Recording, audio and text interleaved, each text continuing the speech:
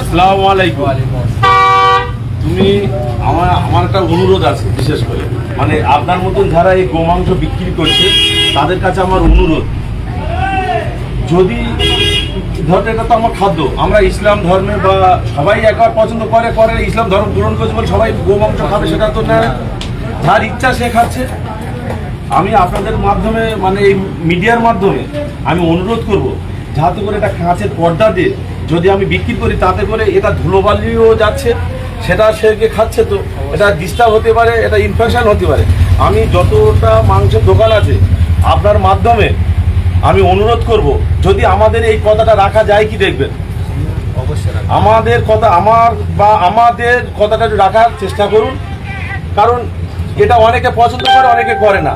আর এই ধুলোবালি রাস্তা থেকে গাড়ি ঘোড়া যাচ্ছে, ধুলোবালিতে পড়ছে। এইটুকু বিষয়টা আপনার জানানোর জন্য আমি এখানে নামলাম। আপনি চেষ্টা করবেন যদি পালন করা যায়, সেটা আপনার ব্যক্তিগতভাবে। আমি আপনার জোর জুলুম করছি না। আর আমরা যে আবার এই বার্তা যেন না যায় যে বিজেপির পক্ষ থেকে এসে আমার গোমাংস খাওয়া নিষেধ করছে বা দোকান বন্ধ করে দিচ্ছে, এরকম কোনো যেন বার্তা না যায়। আমি আপনার শুধু কাজ দেওয়ার জন্য আপনার কাছে হাত জোড় করে অনুরোধ করছি। আসসালামু আলাইকুম। আমি আপনার কাছে এটা আমার রিকোয়েস্ট, দেশপ্রেমী, আজকের আমার দেশের শান্তি বজায় রাখবার জন্য, আজকের যখন ভারতবর্ষ স্বাধীন হয়েছিল 2045 সালে, 1945 সালে যখন স্বাধীন হয়েছিল, সেই সময় দেশকে টুকরো টুকরো করে নিয়ে চলে গিয়েছিল মোহাম্মদ আলী জিন্নাহ। পাকিস্তান এবং বাংলাদেশ এটা ভাগ হয়ে গেছিল। আমরা যারা রাষ্ট্রপ্রেমী মানুষ, আমরা প্রত্যেকে এই ভারতবর্ষে আছি, হিন্দু মুসলমান উভয়ে, কোনো বিশৃঙ্খল কোনো অরাজকতা কোনো তৈরি হয়নি। সেই জায়গা থেকে আগামী দিনেও শান্তির বার্তা, শান্তি বজায় রাখার জন্য হিন্দু মুসলমান রাষ্ট্রপ্রেমী মানুষগুলো সবাই আমরা একই হাত মিলিয়ে আগামী দিনে চলবো। আমার রিকোয়েস্ট, যেটা আপনার দোকানে আসার উদ্দেশ্য, এই গোমাংসটা আমার ধর্মে আমরা খাই, ইসলাম ধর্মে যারা আছে প্রত্যেকে খায়, সেটা না, যে রুচিতে আছে সে খায়।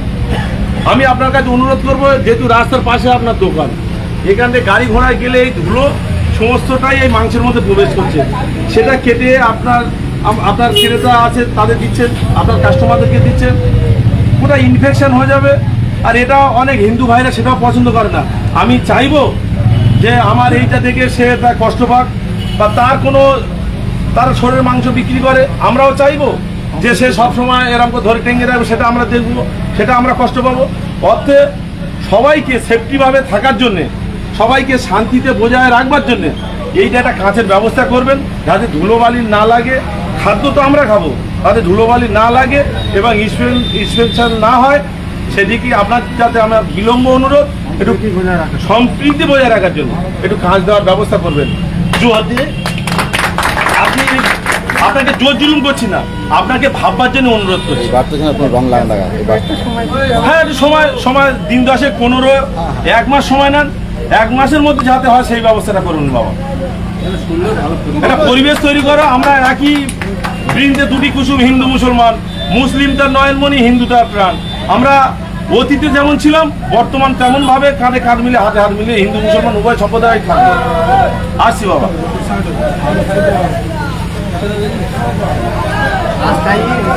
কোনো ব্যাপার নেই।